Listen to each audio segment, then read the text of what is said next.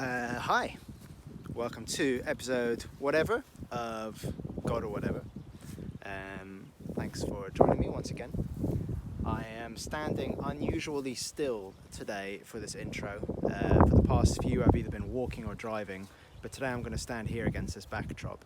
The reason for that is that I drove for about an hour to get here. Here, I should say, this wall is the rear wall to St. Peter's Chapel in Bradwell-on-Sea. And I thought it'd be cool to do an intro here, to film an intro here, because it's a cool place and a historical place, and very beautiful naturally as well. But the chapel is closed, which is a bummer, because that's where I was going to film. And it's really super windy today. So I've tried this a few times, and every time I've tried walking around, it's been completely inaudible because of the wind. I'm hoping that this will be the cut, this will be the take, which is audible, because I found more or less the one place where I'm a little bit shielded from the wind. So let's see how it goes. So, how's it going? I hope you guys are okay. I'm okay. The past month, I say this at the beginning of every podcast, it's been kind of the same as the previous few months, but very excitingly, next week, all being well, I'm going to see my family for the first time in 6 months, which I'm really excited about. I'm excited to see my niece and my mum and my dad and my sister and my sister's boyfriend. It's been too long since I've seen them, so we're going to celebrate Christmas and Easter and my niece's birthday all together, all rolled into one, which will be great. So I'm feeling pretty positive, pretty optimistic, because I've got that to look forward to. And also, spring is coming, the birds are singing, the sun is shining, even though there's lots of wind. So there's lots to be optimistic and grateful for at the moment, even though we are still in lockdown. But the lockdown is beginning to lift in little stages. So like I said, I'm here today in Bradwell-on-Sea. This is St. Peter's Chapel. This is certainly the first church in Essex, and I've heard it said that it's the oldest still functioning church in England. I don't know if that's true or not, but I've heard that said. But it's a cool place. It's got a cool story. Saint Ced was a monk who was based on a holy island in Lindisfarne off Scotland, and he sailed down the eastern coast of the UK and landed here, or landed, hang on, look, I'll show you, landed there-ish. And with his friends, with his fellow monks or friars, I'm not sure what they built this chapel hundreds of years ago. And here it is still standing today. And like I say, it's the first church in Essex. They use it as the place from which to evangelize to the to the East Saxons, or the people of Essex as it's now known today. So it's got an important history to the place where I live. I'm just wondering if that wind is going to be too noisy. I'm just letting this little gust past. It's got an important history to the place where I live, but it also has an important history to me personally. I used to, in a previous job, I was chaplain to a primary school, and once a year we would come with the primary school children to this chapel, and it was the children who were about to finish at primary school and move up to secondary school, and we'd spend some time with them reflecting on the past 6 years at the school, on life so far, and all the growing, all the developing that they've done, and then give them the kind of space and opportunity to talk about their anxieties, their concerns about moving up to secondary school, also the things that they're excited about. And it was just a cool kind of way of reflecting on life and change and growing in the future and the past and that kind of stuff. And we'd go into the chapel, which is cool inside. I wish I could show you, but just Google it or come visit it yourself on another day when it's open. And we sit in the chapel, we sing some songs, we do some reflection, and it was always a day that I really looked forward to. And I think of this place as being a place that's meaningful to me, and I hope meaningful to those young people and their teachers who would spend the day here with me. So there's kind of a sense of, I guess, kind of homecoming in coming here, because of that personal memory, but also because of the spiritual history of this place. It kind of feels like a spiritual home for me and the county where I live. Anyway, that's why I'm here. It's a shame you can't see it. It'd be even cooler if you could. But you can see this wall. It's a nice wall. Today's podcast is with an old friend of mine, Leigh. Leigh's somebody who, I just thought as I said that, I think I'll probably open all of these by saying today's podcast is with an old friend of mine. That's kind of how this has turned out, but that's cool. Leigh's somebody who was super important to me at a really formative time in my life. We talk about it a bit in the podcast, so I'm not going to say too much about it here and now. But it was in my late teens, early 20s. I must have been 19, 20, 21 when we got to know each other. And I had, as a younger teenager, had issues with anxiety and panic attacks and that kind of stuff. And I met Leigh just at a time when those issues were beginning to resurface. And I was suddenly feeling very, mentally unwell. And Leigh, as we talk about in the podcast, was a real safe space for me and somebody who kind of gave my mind shelter just by giving me somewhere to hang out and feel safe and talk openly. He also comes from a time in my life which I have really mixed feelings about because it was formative and I have lots of good memories and good friends from that time. It's also a time in which my faith and my approach to religion was very different to what it is now. Much more conservative, dare I say much weirder. I was definitely into creationism. I was pretty homophobic. I had lots of views and opinions and ways of looking at the world, which I don't feel proud of now, which I have really, well, not even mixed feelings about. Like, I'm pretty clear that's not who I want to be anymore. So it's interesting talking to Leigh because he was with me in that time of my life and he was part of the same kind of church scene that I was. So we shared, I think, a lot of those views.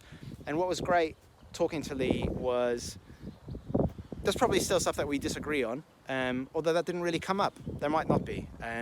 But what we both found, I guess, maybe unsurprisingly, is that in the probably 10 years since we'd last seen each other, both of us had been on a pretty significant journey in terms of thinking about faith, life, meaning, spirituality, that kind of stuff. Leigh is now a priest in the Church of England. So he's moved more towards the center of the church, I guess, in a way, in terms of his career, while I have moved away from the center of the church in the sense that I don't work for the church anymore.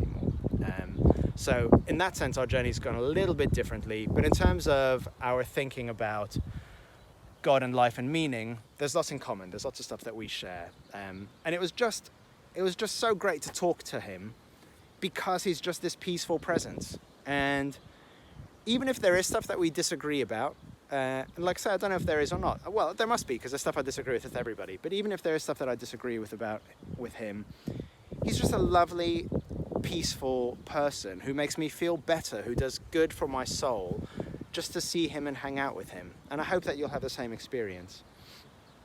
There's a lot of kind of inside Christianity talk in this podcast.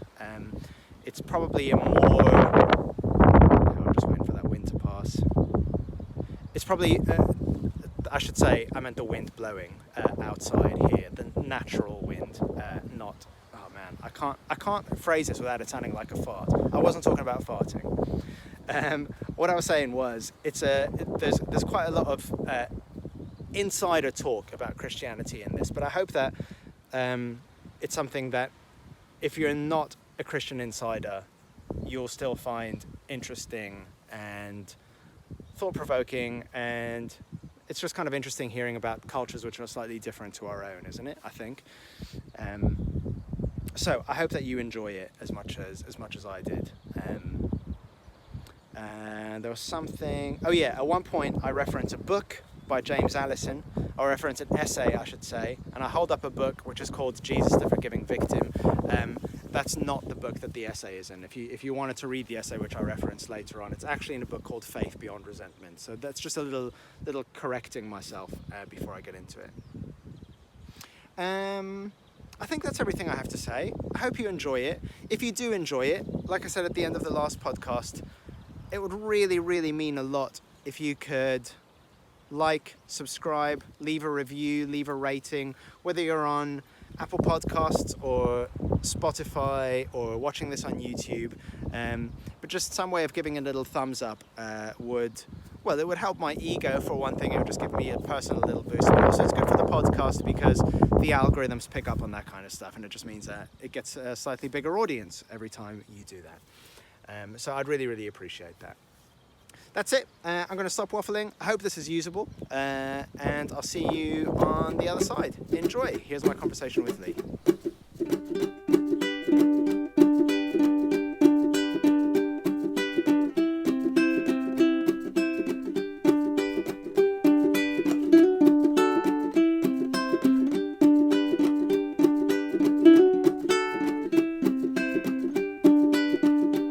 So how's life? How are you? Is it snowing where you are?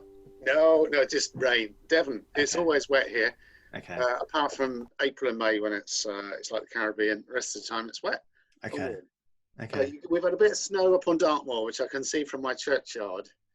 Okay, cool. Top there, you can still see from miles. So all the hills of Dartmoor you can see, and they get a dusting of white on them. So I'm imagining you talking about your churchyard and seeing over the hills that you're in a beautiful rural kind of country church in Devon with countryside as far as the eye can see. Yeah, I've got 5 rural churches. I'm in Hatherley, living in the Hatherley. 5? Wow. Yeah, we've all got multiples. 5's quite tame actually for down at these parts. Is it really? Hatherley counts as a town. It's the smallest town in Devon. Population of about 1,700, something like that. Okay. And 4 very remote rural villages. So yeah, it's very, very farmy. It's lovely. I feel proper at home with all my cows and sheep.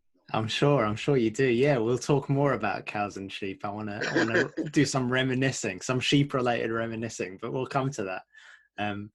Yeah. So how are you finding? So So for lots of people who listen to this podcast aren't Christians and won't know about the way ordination works and won't know about the idea of managing 5 or 6 different parishes. So so I should say that for listeners, Leigh is a priest in the Church of England. And how does managing 5 churches work? I mean, do you kind of go do communion once a week in each of them or something like that? How does it work? Well, I think different people work it differently. I'm not entirely alone. I've got a couple of what we call readers who are sort of not quite ordained but can take services and some lay worship leaders. And so we have something happening in most churches most weeks. So I'll do 2 or 3 on a Sunday, sometimes 4. We just scoot around between them. So you can feel a bit like a communion dispensing machine on a Sunday because in the C of E rules, only the priest can do it. So while everybody else is having a wild time with family services and things, we kind of bend to that. But they're not terribly high down here. They're not that bothered about communion all the time. So yeah, good mixing really.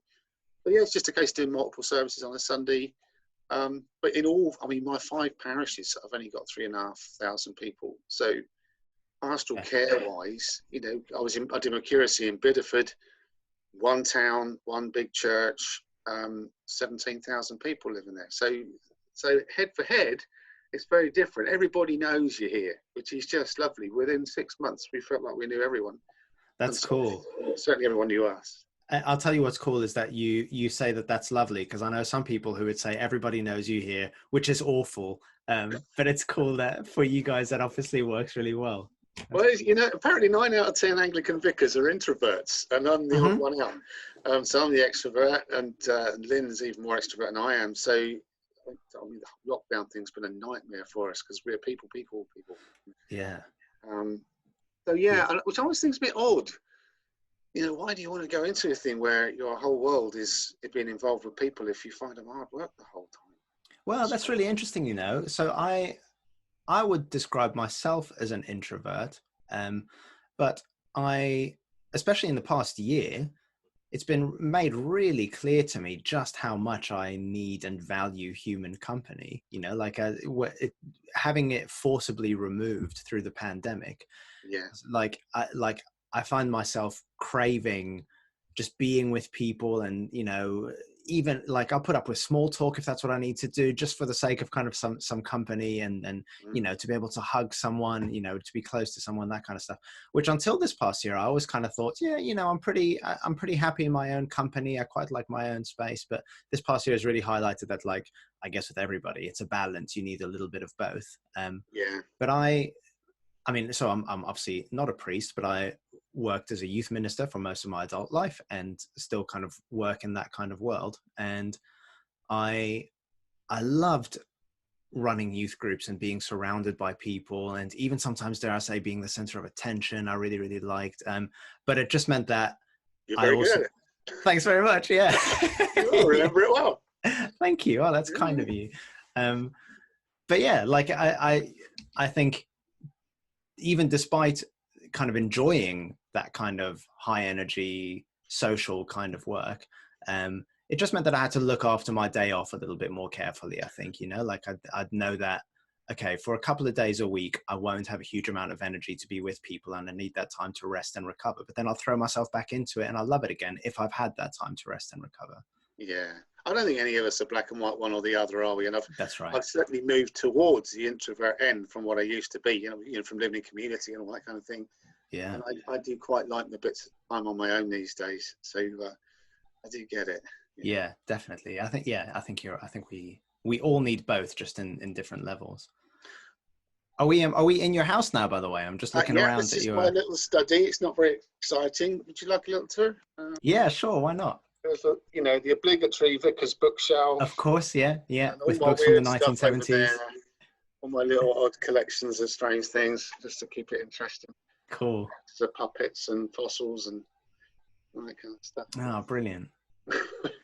I mean, so talking about, you know, the time when we kind of that we spent together and that kind of thing. So I was trying to remember as I was preparing for this. It was, I think, probably when I was kind of 18 or 19, and yeah, I think that's probably about right. And I'm 35 now, so we're talking, you know, the best part of 15 years ago. Well, we went to Pilgrim's Hall in 2000. So I don't know how long we'd been there when you came along to New Harvest. We were a couple of years before we joined New Harvest, and I think you were a couple of years after that. So probably. Yeah, that I think 2004, 5. Did you turn up there? That sounds about right. Yeah, I think that's probably about right. It's about 15 years ago. Yeah. Yeah. And it was a real. So I was probably kind of a year into my time. So this is, like I say, when I just finished school, and I was starting this kind of, really as a voluntary position at a church in Essex, exploring youth work and whether that was something that I wanted to do long term, which in the end it was something I wanted to do long term, and working for a church which I look back at with a lot of fondness in terms of the people and the characters and the love and the hospitality that I felt, and some mixed feelings about some of the theology and some of the things that were taught and believed and that kind of stuff, which we can maybe come on to later on. Yeah, sure. But it was a real, like, formative kind of year for me. And I guess probably about a year in, I kind of got back in touch with a problem that I'd had as a teenager with anxiety and panic attacks and that kind of thing. And I needed to find, and as a teenager, I had the safety net of being at home and having my parents to look after me. My mum's had her own battles with anxiety, so she could kind of walk me through it. But here I was by myself and just kind of looking for somewhere to feel safe and somewhere to feel supported and that kind of thing. And I will embarrass you by saying this, I think, but it wasn't so much Pilgrim's Hall, it was you, I think, where that place for me for a long time. I used to come once a week to Pilgrim's Hall, where you were working at least part of the time as a shepherd, which I thought was really, really cool. And we'd walk around the field with the sheep, and it was just like getting into a hot bath for my mind. Basically, it was just a soothing time outside with somebody like you, who's a peaceful person.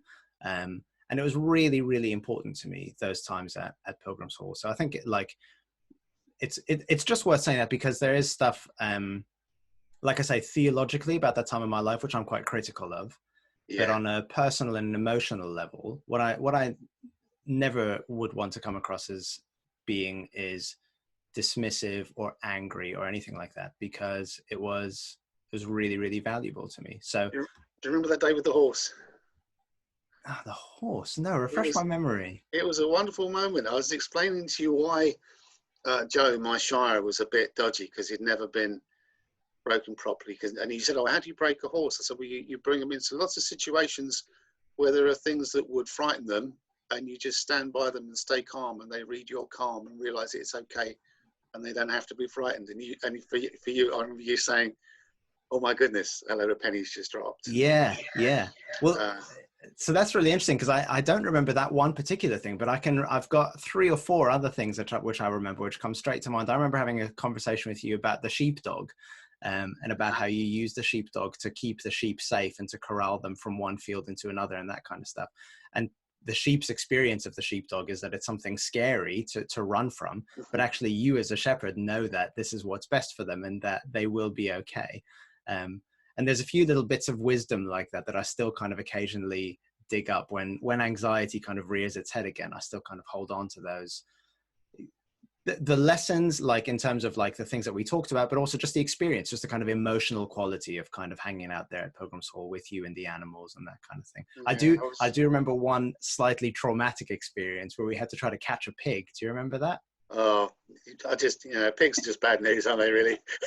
There's nothing good about pigs. It was so... Pigs are wonderful things. Cows are pretty good. Yeah. Pigs are always bad news. So I'd showed up and I was looking for you and I bumped into somebody else who worked at Pilgrim's Hall. I was like, "Have you seen Leigh? I haven't seen him anywhere." And he went, "Oh yeah, he's waiting for you actually. If you go to where the pigs are." So we went to where the pigs are and you said, "Right, we're going to catch a pig today and we need to load it onto the back of this van and it's going off to the abattoir," which already, like, one of the things that's changed since we hung out, Leigh, is that I'm a vegetarian now, but already I had those impulses. Probably my then. Fault. It probably was. I did that to you. So we had this traumatic afternoon of like trying to corral this pig onto the back of the van. We never did we? No, we didn't. No, she was just too big.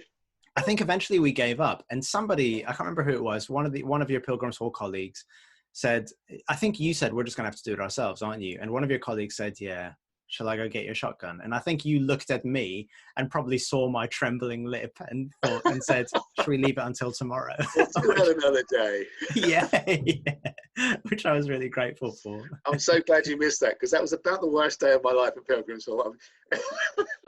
I can imagine. I'm not sure I want to talk about it, but it turned into a very gruesome experience. And the only people left standing at the end of the day able to help, apart from myself, was Matt, my little boy, who was about 8 at the time. Yeah. The last one helping when everybody else had run out of stomach. It sounds traumatic. Oh, it sounds awful. Poor old pig. I mean, we did a decent job of it in the end. Yeah. And I mean, for what it's worth, I don't eat any meat anymore, but if I think a life for a pig at somewhere like Pilgrim's Hall, where they're free to graze and live and that kind of stuff, as opposed to a battery farm, that's, if we're going to eat meat, that's the way we should be doing it. I am really fussy. And one of the lovely things here is that most of what we get, we know the people that keep it. Because, I mean, I was helping a guy put up a polytunnel for his lamb yesterday morning.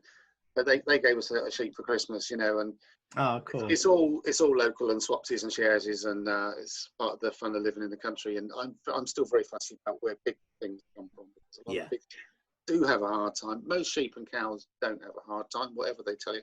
Yeah. But I respect people's decisions on all that. I mean, I go into that kind of thing because I was going to become vegetarian. Didn't really want to.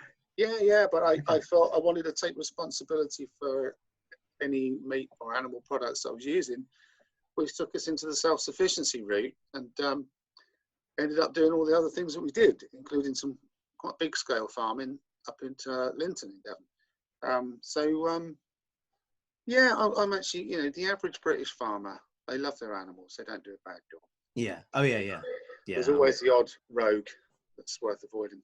Yeah, I'm sure that's true. Yeah. And I think there are the kind of battery farming type stuff, which I think is pretty grim. But I think, as you say, your average farmer and people doing the type of stuff that you were doing, I've got no bones to pick with. I think it's that's the way. That's an interesting choice of words, bones to pick, isn't it? Maybe I should have picked a less carnivorous choice.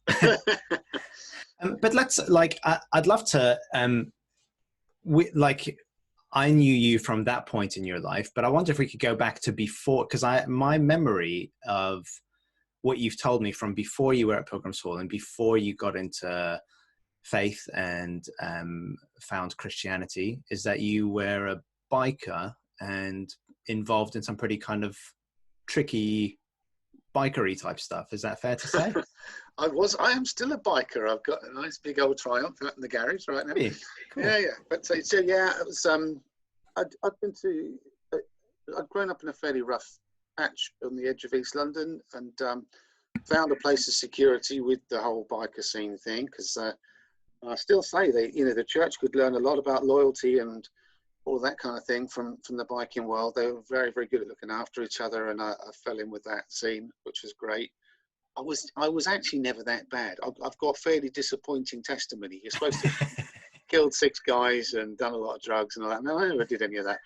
I was the nice guy, really. Okay. But I was on the edge of getting involved with some pretty nasty crime with my 2 best mates, one of whom was subsequently murdered, and the other ended up in jail for a long time for something that he did do. So I could have gone either way, really. And but yeah, that was the point at which I met Jesus for myself, and introduced largely by the Christian biker guys, evangelists that were knocking around saying at that time. And what does that do you mind if I know what I think you mean when you talk about meeting Jesus, but for the people who are listening to this who have no experience of faith or religion, what did that look like? What was that process like? I think it's possible to meet him in a number of different ways. So, but my experience was, I guess, firstly meeting him through the people that knew him, that were talking to me about him, because they were so authentic in their faith. And what was there was a selfless love that I hadn't really seen in anybody else. And in our culture, that seemed where everybody was doing what they wanted for personal satisfaction, whether it was for sex or drugs or whatever it might be. These guys were just, all they really seemed to live for was looking after other people, serving other people, caring for each other, and anyone could join in with that care bubble thing that they had. And it was just very, very attractive. So I think I saw him first in those people's lives. But then I did have just a spiritual experience one night in a field on my own on a dark night, about 3 o'clock in the morning, where I did genuinely experience the presence of God. The first time I'd really prayed, actually, and I was moaning to God about how he wasn't looking after these guys, because these 2 friends of mine who were the Christians, they'd had some pretty heavy stuff going wrong. And I was saying to God, well, if you're real, why don't you look after your own guys? And he didn't say anything to me, but just had this sense of his overwhelming power and presence and love and acceptance. And it was like all the gaps between the stars were full of his presence. Wow. And I thought, oh my goodness, you are there, you're real, you're that big, and you're actually interested in listening to me. So I'm yours. And that was it.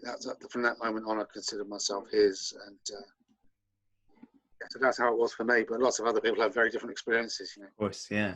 I'm really interested by a phrase that you used there, which was you said, if you're real, why don't you look after your guys?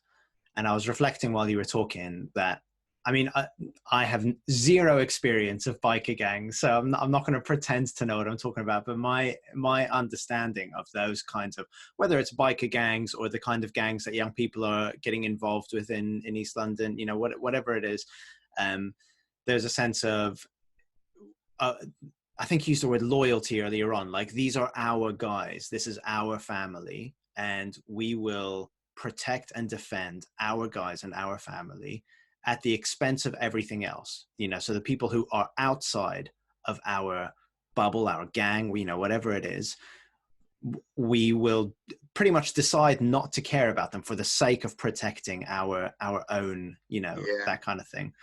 And I guess there are some interesting kind of parallels between that kind of way of thinking and kind of religion and faith. I think religion at its worst does that same thing of a kind of tribalism. It kind of says, these are our guys and everybody else is wrong. These are the people who are right, and these are the people who are wrong. These are people who are good. These are the people who are bad, and we'll protect our guys.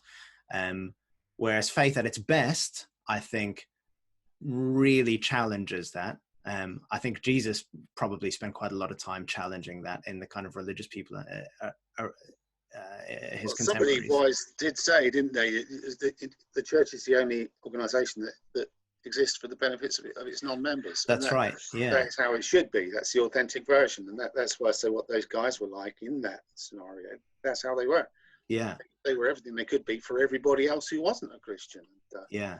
Yeah. And I think that has very much stuck with me. And some of my church people find it a bit difficult that I'll spend hours and hours with some of our really dodgy people in the community, perhaps more than I will drinking cups of tea with those who are already in, but it's who needs the doctor, isn't it? It's the sick that need the doctor. Yeah. Yeah, absolutely. Yeah. And I mean, it's almost too obvious to say, but that's kind of what Jesus did quite a lot of time doing, wasn't it? It was hanging out with the kind of dodgy people and the people on the outside of the gang. Yeah, yeah, definitely. Yeah. Yeah, every vicar should have a few dodgy people on their Facebook feed just so they got some jokes to laugh at. You can't tell anybody, but you can laugh, Yeah, absolutely. Yeah. And I think there's something about, even beyond the kind of they're fun and they add a level of humanity to our lives and that kind of stuff. There's something about, I think, if we want to look for like the echoes of God, of the echoes of Christ here today in the 21st century, I think you're more likely to find them in the people who are cast out, the people who are on the outside, rather than the people who are on the inside. Yeah, and they do surprise you the way, the people that are making the massive difference.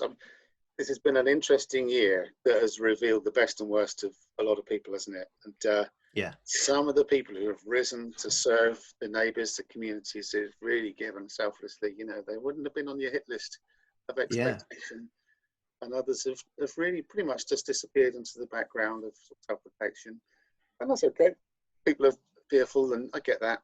Mm-hmm. But, at the end of the day, it's what you did for the least of these, Jesus said, didn't he? You did it for me. And I think there's a lot of people doing things for Jesus who have no idea that they're doing it for Jesus. And that thrills me because they can have that reward. Yeah. And, I tell you what, that's one of my favorite, and also the bits of the Bible that I find scariest is the bit where, and I'll say the whole thing again for the sake of listeners who aren't familiar with the Bible, but Jesus kind of talks about the end of times when we show up at the pearly gates and that kind of thing. And there are two groups of people, and there's a group of people who say, look, we called you Lord. We followed all of your rules. We did. I'm absolutely paraphrasing here. We did all the stuff. Great job. Thanks. We did all the stuff that you asked us to do. And Jesus goes, but I never knew you. I never knew you. And then you get the other group of people who are going, I don't remember doing any of this for you. And Jesus is going, but you did do it, because when you did it for the least of these, when you did it for these other people, you did it for me. And I love, and I find scary, the idea that there are people who speak all of the religious language, and I include myself in that group of people. We speak the religious language, we know what we're doing, we know the Bible, we know how to sing the hymns, we know the right things to say in Bible studies and that kind of stuff. But in that story, there are people who are in that camp to whom Jesus says, no, you got it wrong. You had this mixed up. But the hopeful thing is that there are people who presumably don't know all of that stuff, and they're right there doing the stuff that Jesus wants them to do. So on a personal level, I find that quite scary, because I am one of the religious people. Yeah, but I think hospitality is about the heart. It's whether your heart is open to others. And I think that's the whole core of the thing, is reversing the fall, where the thing that went wrong was people became selfish, and the gifts that they were given to bless others, they used to take. Simple as that. So redeemed humanity just looks like the opposite of that, where instead of living for ourselves and our own needs and wishes, we've got the eye out for the other. What does the other in my world, in my neighborhood, what is their need? And seeing those people, just seeing people, a little bit of a revelation, if you like. I mean, it's all in James, the book that Luther wanted removed from the Bible. He talks about it, ultimate evangelical. There you go. In the Ten Commandments, it says don't make an idol. don't make anything an image in the image of God to worship, just worship me. And I thought, what was that about? And I thought, I know exactly. I suddenly got it. God has already made something in his image. Is you. Yeah. So if you want to honor him by honoring an image of him, honor each other. Yeah. It's so simple, and I think ultimately that is what it's all about. Seeing the God in one another, and it is what James says. With your lips, on one hand you bless God, and then you curse a person made in his image. It shouldn't be. Yeah. And it shouldn't. If we're going to say we're honoring God, how do we honor those around us? How do we serve, love, be a source of life to those around us? Well, I absolutely. One of my favorite authors is, in fact, I've got his book here, James Allison, who wrote these series of books called Jesus, the Forgiving Victim. Okay. And in one of those, he writes an essay, which is called something like Jesus' Fraternal Relocation of God. And he interprets the whole Jesus story as not moving God, but God moving himself, or God's self, to being on the level of humanity. So he kind of says that Jesus' mission is to almost dethrone the image of God that people had. And so when he talks, he uses phrases like call no man your father, because he has this idea that, like, if you begin with that, this is kind of going back to your biker gang thing, if you begin with what's the thing that defines my tribe, okay, we worship God up there, so we're right and everybody else is wrong. So you have that kind of like hierarchical kind of, you start with the top and everybody who fits under that top is part of our family. And what Jesus does is he takes the top of the hierarchy and moves it to the bottom, to amongst us, to amongst where the people are. So that's the incarnation. Exactly. Yeah, that's Christmas in a nutshell. Yeah, and it's not just something that happened 2,000 years ago, according to James Allison. It's a way of living today. So where do we find God? Exactly what you've just said. We find it in our brothers and in our sisters and in our neighbors and in our enemies, and in the messiness of humanity. That's where God reveals himself. And I'm just wondering whether I would have said this when in the time that we were spending together, because my faith looks so different now to what it did then, but I think I probably would have said this even then. I don't think Jesus came to earth to start a new religion. I don't think that was Jesus' goal. If anything, he came to start a new humanity. Yeah. And if anything, he seemed to be quite critical of religion and like, let's tear this down. It's very salutary when you're reading the Gospels. If everybody who reads the Bible reads it as if they're already one of the good guys, so they read it as if they are the disciples, and out there are enemies in the form of the Pharisees. The Pharisees were the good guys; they were the religious ones, trying to obey Moses, trying to keep the law. Mm-hmm. But it become this legalistic thing. If you're listening, watching this as a churchgoer, read the Gospels again as if you were a Pharisee, and let Jesus critique you. Yeah. And that is a much more useful exercise, especially when you come to things like the 7 woes in Matthew. My goodness, you get to the end of that and you think, oh, I haven't got anything right, And but if you let him critique you, because there were good, Joseph, those Pharisees that buried him at the end of the day, who loved him so much and took a chance and stood up for him in the council. There were good guy Pharisees too, because their heart was to do the right thing, but the good intentions and all of that. Legalism is our greatest enemy, I think. Legalism structure. Yeah, absolutely. And you just reminded me, actually, in that church that we were both going to at the time, I'm always a little bit nervous about naming people in churches and stuff on the podcast, because they're real people and they have their own stories to tell. So I don't want to kind of do too much of that if they're not here to kind of talk themselves. Absolutely. One of the things that I really loved, and which I still kind of hold to, is when we did communion in that church, the minister of that church would always say, everybody's welcome to join in with communion. The only prerequisite for this is that you have an awareness of yourself as needing it. So if you don't feel like you need this, if you feel like you're one of the good guys already and you don't need any help, then that's fine. Maybe this isn't for you. But if you have a sense of yourself as, to use that religious language, a sinner, if you have that sense of yourself as needing help, as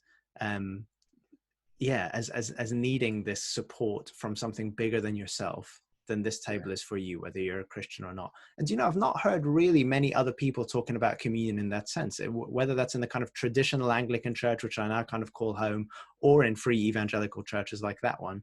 That was quite a unique but really important message for me. I think he was very good, actually, in a lot of ways. And there's a lot of things that I learned there in the teaching there that I shamelessly plagiarized, especially the annual talk on forgiveness that he always used to do. Did you ever hear that one? Refresh my memory. He used to try it out every year, just the bones and mechanism making forgiveness doable. Okay. And I've used that over and over and over again with people. So I think we learned some fabulous stuff there. Yeah. Yeah, a few wonky bits here and there. I find a church without a few wonky bits, really. Of course, yeah. But that approach to communion is something certainly that I try and emphasise. You get these little odd lines in the liturgy, don't you? Like, we come because we love the Lord a little and would like to love him more. Yeah. I like that, and I more and more notice that if I've preached and then I do the communion, there always seems to be a line in the communion liturgy that reinforces what I've been preaching, almost whatever I've been preaching. Yeah. Very clever. There's a lot in there.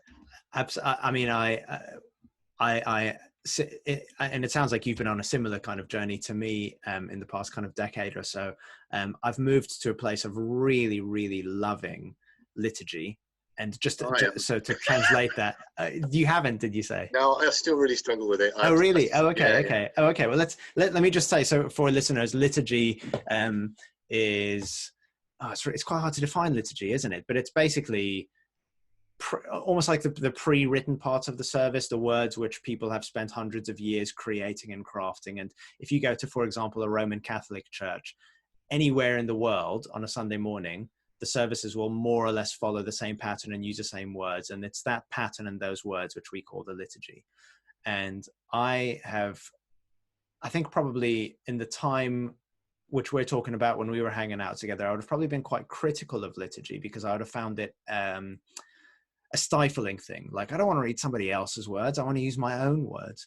And I've now got to a point where I find it a very liberating and a freeing thing because I often don't have my own words. And one of the things in that communion liturgy, one of the phrases is, Lord, I'm not worthy to receive you, but only say the words and I shall be healed. And I remember talking about that with some people from the cathedral where I used to work. And the people were saying, I find that a really difficult thing because it feels so kind of like I'm not worthy. It feels really like I'm a terrible, bad person. And, I don't want to feel that way, and I don't think that God sees me in that way. And I was saying, I find it a really liberating thing because it takes the pressure off to be a good person. It's saying, no matter how hard I try, I'm going to mess this up. I'm going to get this wrong. So just you do it, God. You do the work for me. And in my mind, that's quite a liberating thing because it's like it's got some real benefits. I mean, I think it's when you've got a difficult funeral, having the Anglican funeral liturgy prayers to lean on is such a gift. Because how do you reinvent words every time for something as painful as the things that people are going through?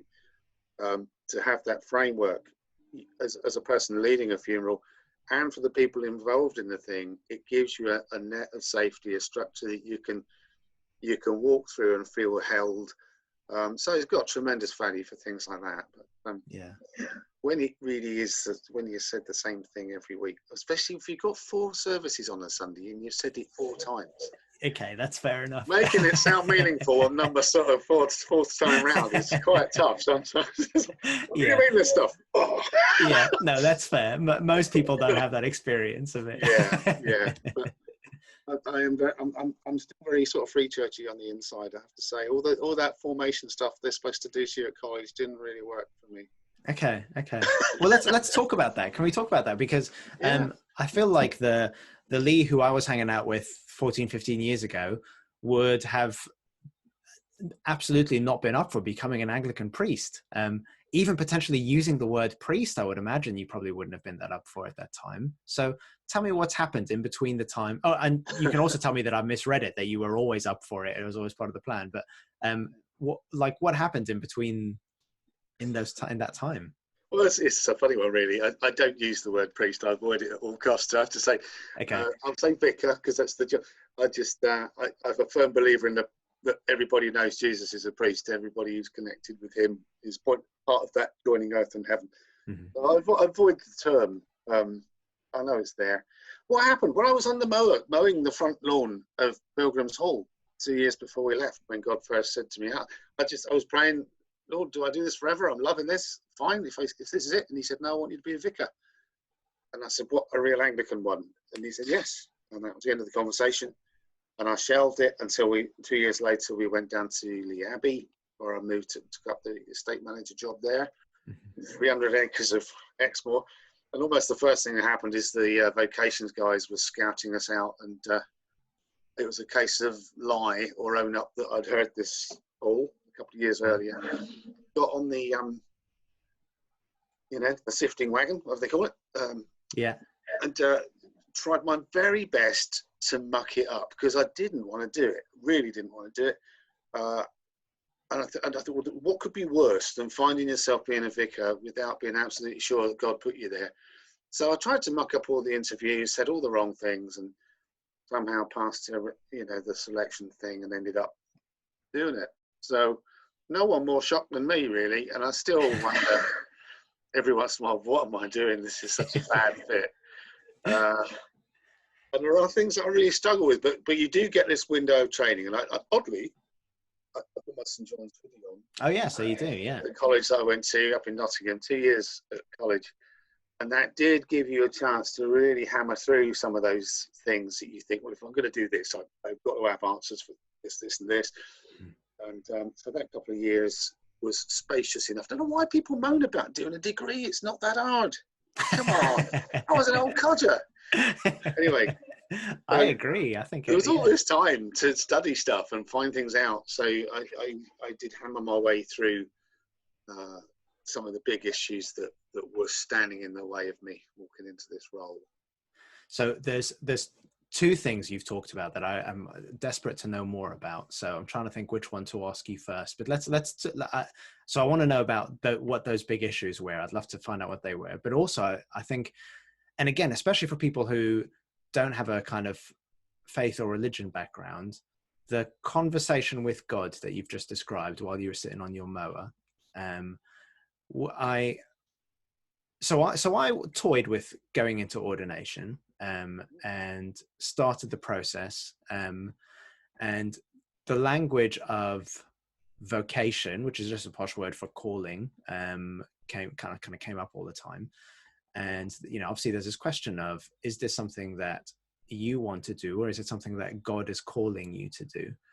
And even to this day, I still kind of have how do you know the difference? There have been times in my life, especially when I was more in the kind of charismatic evangelical kind of church where we met, where I made everything very religious and very spiritual. So, every decision that I made was God's call, and there are things looking back that I felt like, I strongly believed God was telling me to do this. And now looking back, I think, I don't think he was, mate. I was just kidding myself on that one. Yeah. I can remember this probably before I knew you. But for a little while, I thought God was calling me to go to Africa. Do you know why that was? Because a girl that I fancied was going to Africa. And I managed to that one. So, yeah, right. exactly. But I managed to convince myself that was God's will, because that was like, yeah, maybe it is God's will for me. Absolutely. And I mean, yeah, like I say, with hindsight, that's really laughable. But obviously what you're describing is different. What you're describing is a real life-changing moment that took you on a path to where you are now. And I'm assuming when you say God told you that he wanted you to become ordained, that there wasn't kind of a literal voice from heaven. Or was there? It's always difficult to know how to put that, isn't it? Yeah. I would say that was one of the occasions where I'd say I did actually hear words in my head as loud as if someone had been stood next to me saying them. Really? Just bypassed my ear. And that doesn't happen all the time. I think we hear God in a lot of different ways. Probably less than 20 times in my life I've had anything like that. Yeah. That's still quite a lot. probably is quite a lot. Yeah. Yeah. And actually, the more I go on, the more I realise God has spoilt me with these things. I do seem to have seen things and heard things that other people just don't get. And I think, oh, come on, Yeah. God, that's not fair. Spread it around a bit. But I think most of the time, quite often you've got a song on the radio and you feel suddenly the lyrics jump or something like that. You read in a book and a line jumps off the page and you think, oh, there's God highlighting something to you. I think he does all kinds of things like that. But no, on that one, it really was. I was mumbling away, praying half-heartedly, and boom, it came straight back. Wow. So, yeah, it varies. So I'm just thinking, one of the jobs that I've done in between then and now is working as a chaplain to a mental health hospital. And I can remember one day going onto the ward and the staff on the adolescent ward and the staff saying, Tim, there's this guy, he could really do with speaking to the chaplain. And they kind of gave me a little bit of a brief. They said, so he is going through a psychotic episode, and he's like, he's safe, as most psychotic people are. Like, he's not violent, but he's seeing and hearing things that aren't there. But he has also got a really, really strong faith, and he'd like to talk to somebody who, speaks that language. So I spent a bit of time with this kid, and he was, there were clearly things that were psychotic, in terms of, what you've just seen isn't real. But then there was other stuff which was much harder to place in one camp or the other. So he would talk about how God tells him that he's his son. And I was saying, or not saying, I was thinking, in a particular church setting, that would be an absolutely normal and accepted thing to say and a celebrated thing to say. In a different setting, in a mental health hospital setting, that would be a red flag. Like, what does that mean? Or, is it like a Messiah complex kind of thing? Do you literally believe that you are the reincarnation of Jesus Christ? That kind of thing. And I guess like having that conversation with him was really like treading through a minefield of kind of like, what are the things here that I should be encouraging and celebrating?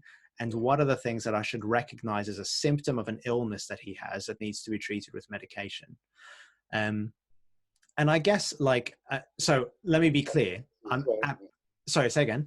There's always the third possibility as well, isn't there? But carry on, sorry. Well, so yeah, so I was going to say, I'm intrigued. We can come back to that. Let me be absolutely clear that I'm in no way suggesting that that's your experience at all. But to people who don't have a faith experience, that idea of like hearing another voice in your head would almost be quite a scary thing potentially.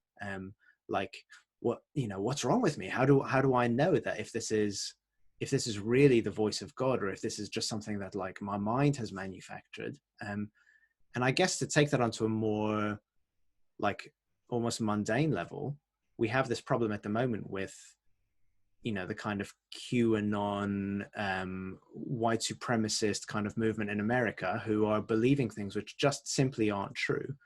And how do you work with people like that to discern, look, here's what's true, and here's what's either a lie made up by your mind or by the media or whatever it is. I haven't really formulated a question, but you can see where my thinking's going.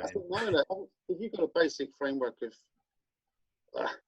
let's not do what is truth. We could do what is truth and be here all afternoon. If you've made the jump of believing in God and believing that the scriptures are in some ways authentic and you've drenched yourself in them, you've got a basic idea of what God is like, and that he's good and gracious and kind. And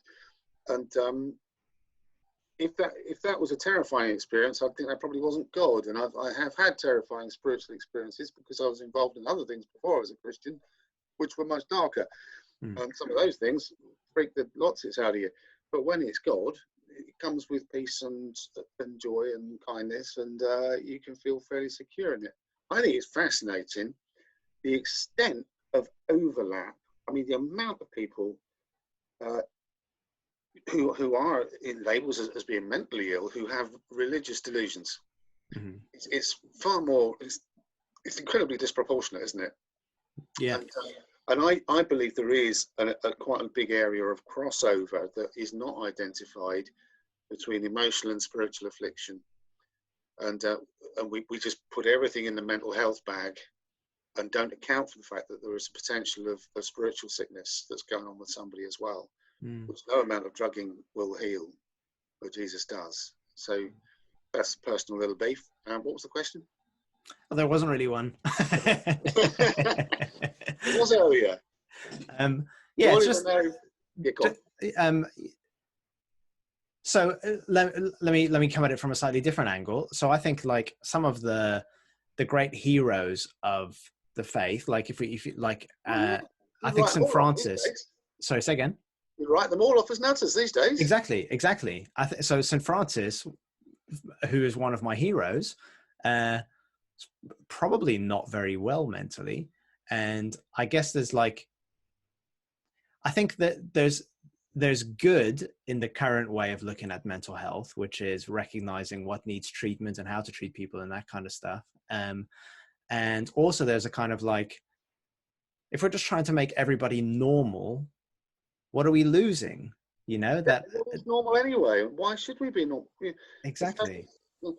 So no, I think it's if you read the little book by it's called The Psychopath Test by John Ronson.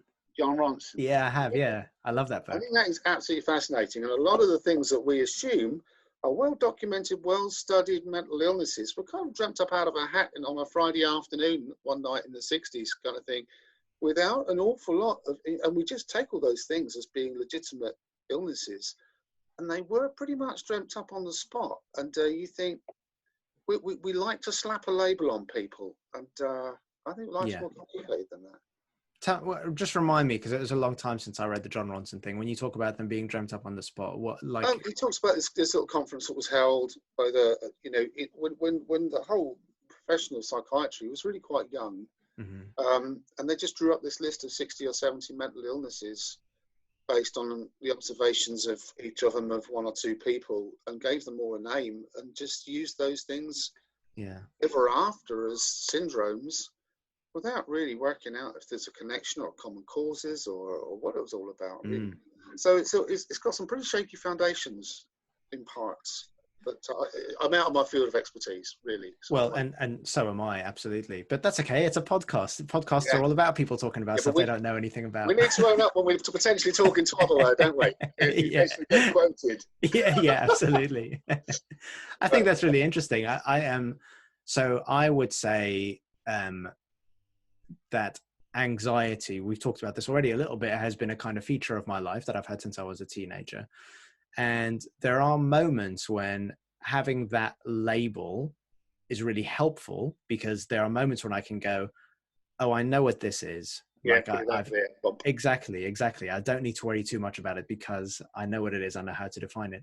But there are also times when actually having the label is really unhelpful, because maybe if I didn't just think about it as kind of like, here's a label on that box that I can put away, but thought about it more in terms of, okay, I'm feeling this for a reason. My body is trying to tell me something. My mind is trying to tell me something. Maybe God is trying to tell me something about, maybe I need to look after myself better. Maybe I'm not being sufficiently compassionate towards myself. What's the question that this feeling is asking me?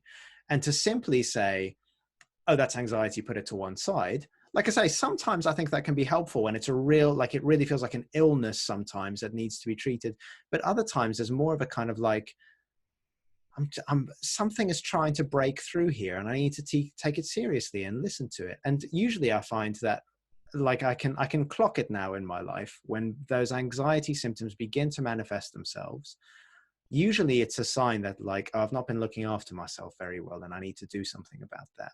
So I can kind of listen to, what are those symptoms telling me? Maybe it's not an enemy, maybe it's not a disease, but maybe it's something that like is just my body's reaction to not being very well looked after.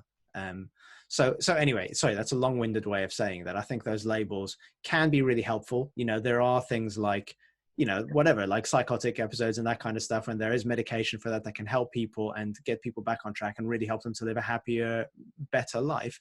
But sometimes they can be quite... I think the danger is if you get into wrapping your whole identity around something that is ultimately something that's a little bit... We all got bits of things wrong with us. I've got physical illness, Addison's disease. It's okay, I can live with it.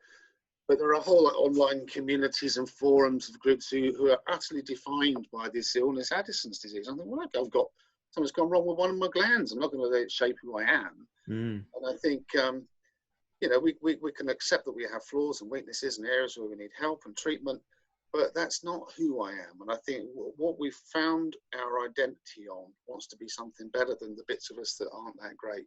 Yeah. Yeah. Me, having God as my parent, that's if that's going to be the foundation. Everything else can go on, but knowing who I am in relationship with my maker, everything else can be a satellite to that. Absolutely. And I actually think that's a perfect illustration of what I was just trying to talk about, which is that for somebody who maybe has just been diagnosed, I don't know what Addison's disease is, but for somebody who's just been diagnosed and are maybe a little bit scared about it, then jumping onto one of those forums and seeing that, oh, there are people out there who are experiencing this and who are still managing to live happy, fulfilled lives can be really comforting. But if that becomes, as you say, your whole thing, if you're spending 24 hours a day, 7 days a week on those forums, and you're just only thinking about that thing, whether it's physical health or mental health, then at that point it becomes damaging. So sometimes having the label just as a kind of like, look, this is what's happening and it's okay, and this is how you treat it. Sorry, say again. What makes the difference? What keeps you in a place where that thing is a helpful thing to be finding out about, or a damaging thing? And I think the thing that defines the difference is having your security in something bigger and better, so that thing is diminished in its impact in shaping who you are. Yeah. How it controls you. And I think for me, having Jesus there does that. I think you're right. I think that's exactly right. And I love in the kind of 12-step programs that focus on a power greater than yourself, admitting your powerlessness, you know, that kind of thing, which, and obviously not all mental health problems are addictions, but lots of them I think have have overlap with kind of addictive problems. And the idea of going, this is something that is bigger than me, but there's also something that's bigger than that, you know, I'm really into the kind of spirituality of the 12 steps. I think it's really beautiful and really, really saves lives for exactly the reason that you've just said. Yeah. Let's go, just jumping around. Sorry, you look like you're about to before I change the subject. Well, a while back you said you was interested in the things that I dug in about at college that were... That's literally what I was about to ask. Where you going? Okay, yeah, we're on the same page. Yeah, there were two biggies.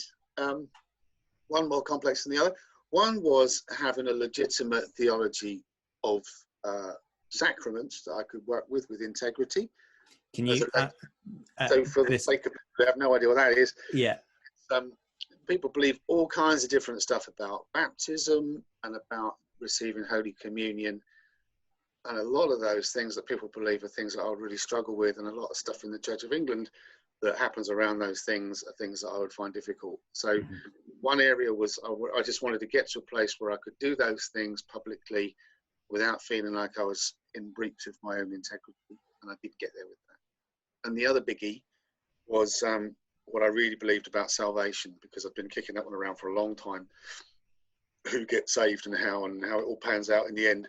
Because if you can think about these things academically, but if you're the guy who's got to walk into the home where someone's just died, and you know, what are you going to say to these people? And the sort of churches that you and I grew up in had a fairly black and white theology about who was in and who was out, and I thought, I'm not sure I can do this job carrying that. And I'd had my suspicions growing for a very long time. I just didn't talk about them anyway, based on my own reading of Bible. So they were the two big ones I had the luxury of time to really dig in about and come up with good answers for.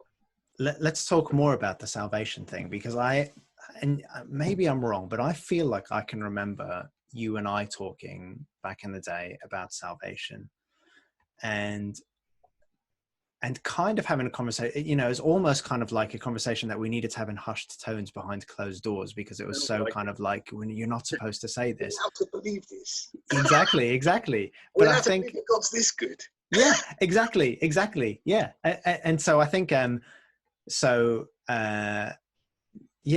idea that maybe salvation, whatever that looks like, maybe the hope of God is bigger than just for Christians and just for the church. Maybe people outside of the church can experience that too. And like I say, I just as you were talking about that, I was thinking, is that a real memory that I have? But I'm sure I can remember kind of having that chat with you and kind of going, don't tell the church this. Tell anyone important, but I believe it. Yeah, and of course at college I found it's a perfectly legitimate theology. It was the prime theology in the church for 1,000 years. The Christus Victor, the total victory of Jesus over sin and death and the grave and hell and everything else. And Karl Barth updated it beautifully with his Christocentric universalism. Hey, chucking it around like I know what I'm talking about. Look at that, legitimate guys who people recognise say these things that I've been thinking and seem to be the case, this total hope of redemption of everything. And then you see it's all over the Bible. And you think, well, how did we not see that? How do churches not see that it's all over the Bible? Yeah. Colossians 1, have a look, it's just everywhere, isn't it? This hope of everything coming in, everything being reconciled. It may take a while. But then you're into Catholic ideas like purgatory and all that kind of stuff. But, if you want a great book, it's called Her Gates Will Never Be Shut. Okay. And who's it by? I might have to look for it, but it's so good. The guy does a complete explanation of all the biblical terms used for hell and judgment and damnation and all these things, goes through the history of it all, the history of the theology of thinking in the churches, how it got really hijacked by Augustine and then Calvin to control people instead of to set them free. And it's just the most wonderful, hopeful piece of work. Yeah. Bradley Jersak. It's written by Bradley Jersak. Okay. Well, when I publish this, I'll put a link in the show notes to the books. We can check he's it out. the guy who heavily influenced the bloke who wrote The Shack. Okay. Most people have come across that. If you haven't, I love the movie. I haven't read the book actually, but I didn't even know there was a movie. I didn't know that. It's really, you got to look it out. Yeah. It's so good. I didn't know that they'd made that. Wow. You'll need a box of tissues. It's profound and beautiful. It really is. And while we're on recommendations, look up The Chosen. Have you come across that? A little mini series, 8 parts so far on the life of Jesus. Oh no, I don't think I have. I must be thinking. I was going to say the name rings a bell, but if it's about the life of Jesus, I don't think so. Yeah, look it up on Vimeo. There's 8 episodes they've made. They're making it as they can afford it, and it's just gorgeous. And I feel like I fell in love with Jesus all over again watching that. Okay. I'll check it out, definitely. And again, I'll put a link to it in the show notes. Recommendations galore. That's my bonus for today. But Bradley Jersak puts very well what I've been thinking all of this time, that surely God must redeem it. He's got to take responsibility for what he's made. So tell me, partly for the sake of the listeners, but also actually for my own sake, what are we talking about? We're using words like redemption and salvation and that kind of stuff. What does this mean? The Christians have traditionally said, you've got to believe in Jesus and our particular 10-point doctrine plan if you're going to go to heaven, not hell, when you die, because you're a sinner and Jesus has died for you, but you need to do all these things and believe in him and do these things to accept this gift that he's paid for you. By dying for you on the cross. And that's the sort of the shorthand version of the evangelical gospel. But hang on a minute, if he loved everybody that much that he would die for them, would he really put up the hurdles? So I do believe the only way to the Father is through Jesus, but I don't think anyone's got a monopoly on how to administrate that. And I think that the victory that Jesus won on the cross over the claim on us of our life because of our sin is bigger than my ability to say yes or no or reject the church based on what most people who've rejected the church did so for good reason. And they get condemned to hell forever for that. I can't believe that for a minute. They actually seen Jesus? No, they haven't.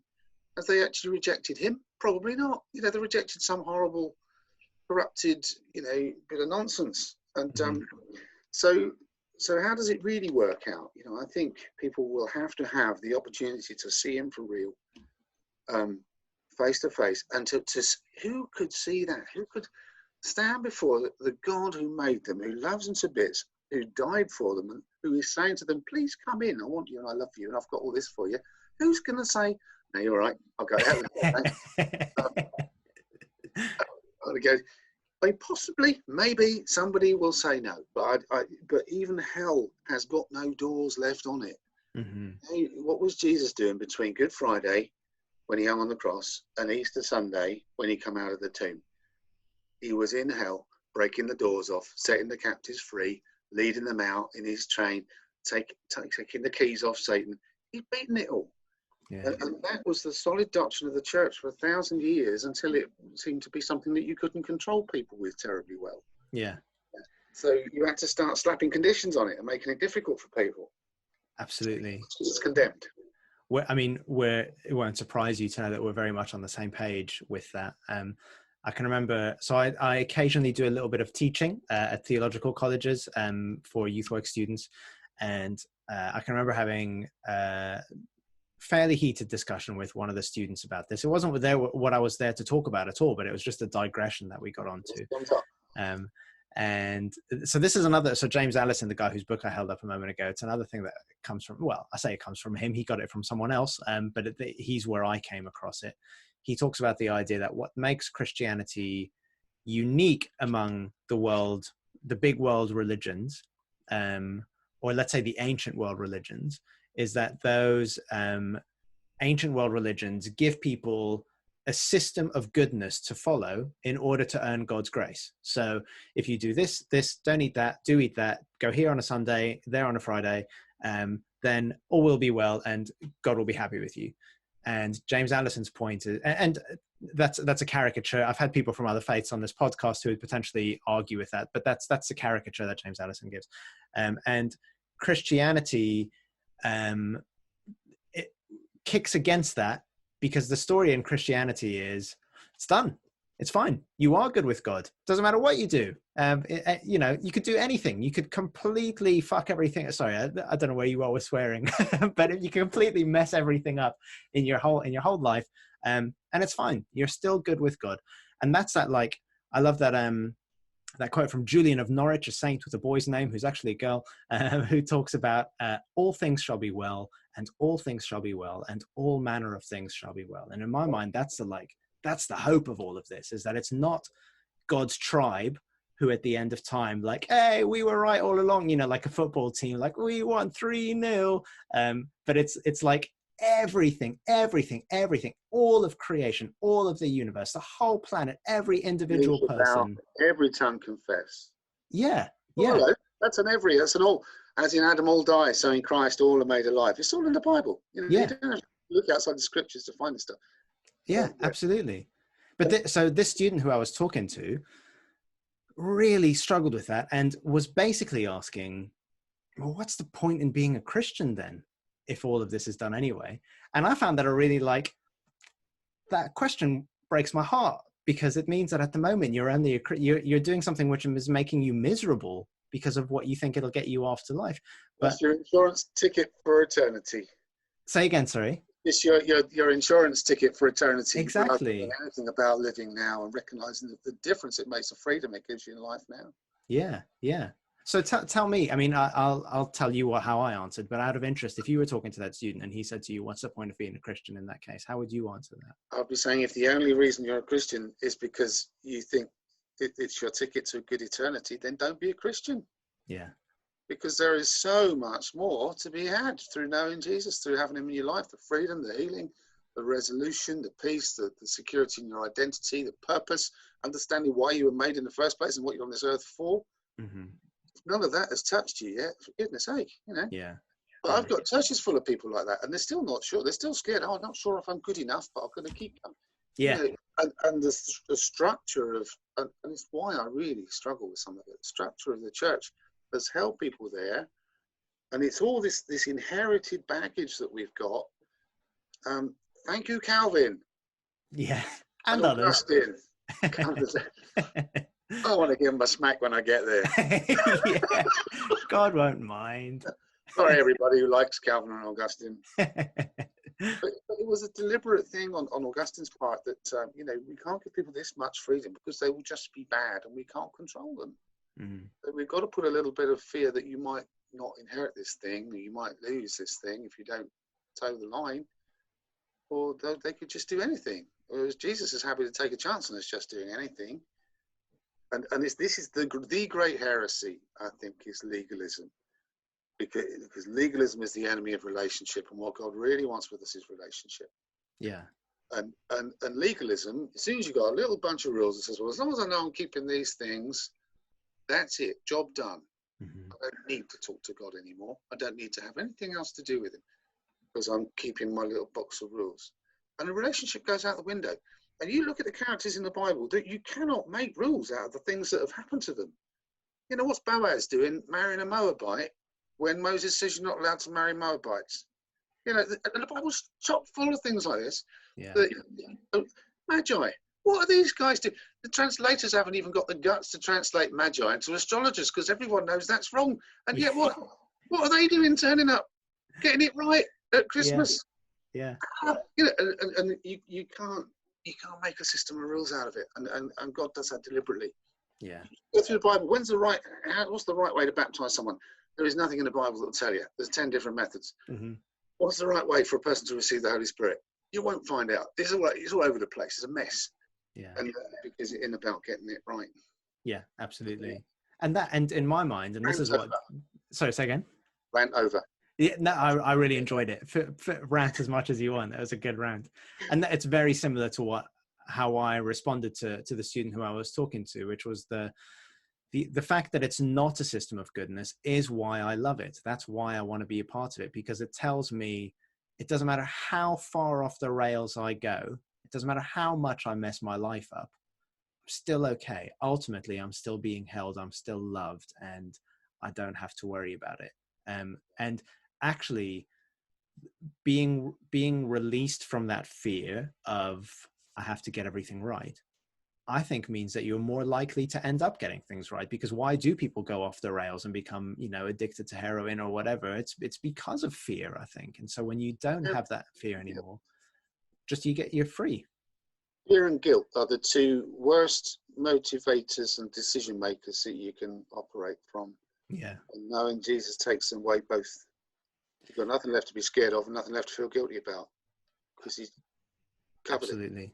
There's another episode of this podcast, which I'll just plug, with Sally Nash, who recently wrote a book about guilt and shame, and had a really great conversation with her, and just highlighting the kind of irony that we in the Christian church have this message of forgiveness and love and compassion, and yet our practice so often looks like shaming people and making them feel small for not conforming to what we think is the right code of conduct, whatever it is. And just how the irony that the church can be such a toxic place when it holds such a freeing, healing message. Which, like I say, there's a whole hour on that on another podcast somewhere. Yes. So check it out sometime. But yeah. I don't know how to finish that sentence. It's just crazy. It's the battle that we're up against in leadership the whole time. I'm sure. Because it's not just, the body of the church puts that on the leaders to perpetuate as much as anything else. And it is that I want to know that I'm all right. And it helps me know that I'm all right if I can think that somebody else isn't. Yeah. And no, I've got to be all right with everybody being all right as well. Yeah. And we so, and it's the corrupt nature about. Yeah. Ooh, don't get me going. Well, I won't get you going. In fact, I said this would last about an hour, and we've just gone over an hour. So I think that's probably a really good kind of place to wrap things up with a really good message of hope. Yeah, it does me good to talk to you, Leigh. I've really, really enjoyed seeing you and catching up. And yeah, let's do it more often.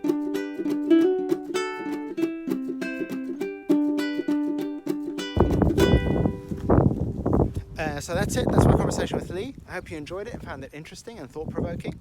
I realized as I was listening back to it that in those last 10-15 minutes, I kind of slightly went into preaching mode, which is something that I tried very much not to do on this podcast, because it's not about a particular viewpoint or winning an argument. But talking to Leigh fired me up, I guess, and that's a great thing about people like Leigh, and they make you feel passionate and alive. But I really do try not to do that too often. And my next guest on the show is somebody really coming from a completely different background, with a completely different story to Leigh's or mine.